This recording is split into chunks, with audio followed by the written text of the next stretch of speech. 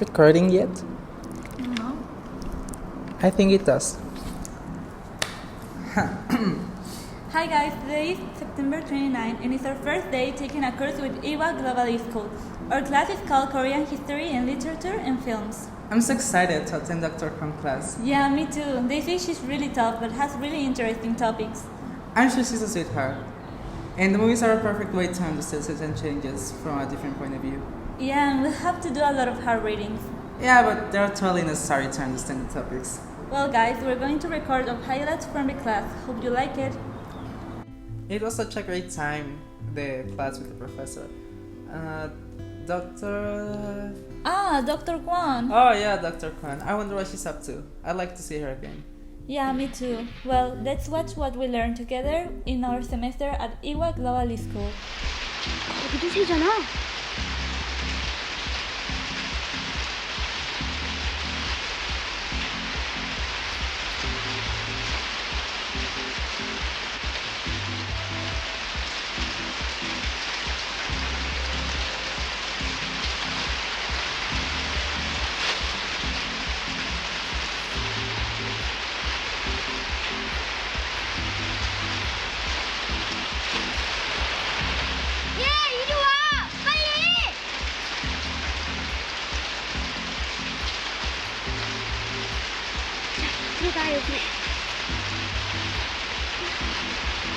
Hi guys, today is October 6th and what you just saw was a clip from the movie The Cloudburst. Yeah, it was an adaptation of a original film Soyo from 1952. It shows the differences between the country and the rural side of Korea. Yeah, it also shows how the boy is developing his masculinity while falling for the girl, and she's definitely the pure representation of femininity. Exactly, you got it.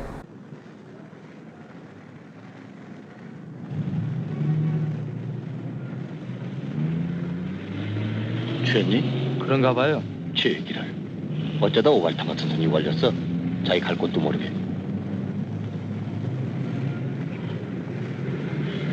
오발탄. 아들 구실, 남편 구실, 애비 구실, 형 구실, 오빠 구실. 또 서기 구실해야 할 구실이 너무 많구나. 그래. 난 네 말대로 아마도 조물주의 오발탄인지도 몰랐다. Today we watched Stray Bullet from 1961. In my opinion, it was such a tragic film. Yeah, it was actually banned from theaters in Korea for being too sad, but it does make sense. It represents the burdens that society can put on men to fulfill all their family needs. Oh, the patriarchal order must be hard. Now imagine how it was for ex-soldiers reintegrating in society. Yeah, and let's not forget that it is situated right after the dictatorship of Sigmund Freud. And? He was a puppet of the US, and he infused anti-communism policies. Now it makes sense. The protagonists on the films were refugees from North Korea, and the grandmother on the film repeatedly murmurs, "Let's go, let's live." Yeah, in my opinion, that could mean that although they're in a safe place now, they miss their home, but they can't go back. Post-war Korea has a lot of interesting topics to explore, like there was this specific film, Youngest Heydays, about a girl dealing with a bunch of issues, and eventually education was her only hope to scale on the social ladder and escape her reality. Yeah, I remember it. And you know what's worst about it? Tell me. That even during censorship, people kept using the female body as a product to sell. And Judge's Heydays is the perfect example of it. Yeah, it was during Park Soo-hee era when he tried to legitimize his dictatorship by applying the Sushin system and the motion picture laws. Yeah, and I think it was in the fourth law when censorship with films got heavier in order to control workers who were against the regime and basically any person who was against it. Well, eventually Park got murdered and martial law got implemented. It was in that moment when Guangzhou uprising took place, and that's represented in the film Peril. It was in the same moment that Massacre at Tlatelolco took place. I just think it's so interesting to find similarities between countries who are thousands of miles away. I think that too. And have you ever thought about Mexico and Korea both hosted Olympic Games just after an uprising? I think that could represent some kind of reconstruction of the state, or the opposite, and just a smokescreen.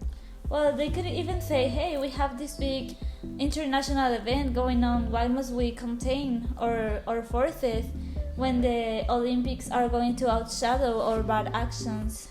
Sometimes politicians are just heartless. Hi guys, today is our final class, and in the last few days we have watched some films on more modern timings such as Mulberry and Sapien. These films were located in an 80s and 90s context, taking place until Chandon Juan's ascension. During this period of time, Korea suffered from a lot of changes, but that doesn't mean they were necessarily bad, you know? Why do you say that? You see, as well with the dictator part, the dictator too tried different methods to try to control the masses. Like? During the 3S policy, he used the opening of free speech and eventually got to the end of censorship. I see, and this freedom might lead them to be more conscious of the social issues and eventually leading them to the democratization of the state in 1987, isn't it? Yeah, it was actually a very intelligent strategy, even though it was a smokescreen to take away tension from politics. Oh, and what does that have to do with Mulberry and Sapien?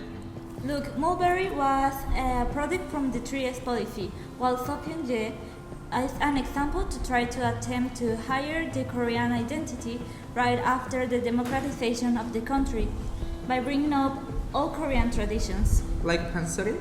Yeah, perspectives and traditions can change from one generation to another, even the essence of the culture remains rediscovery in their past.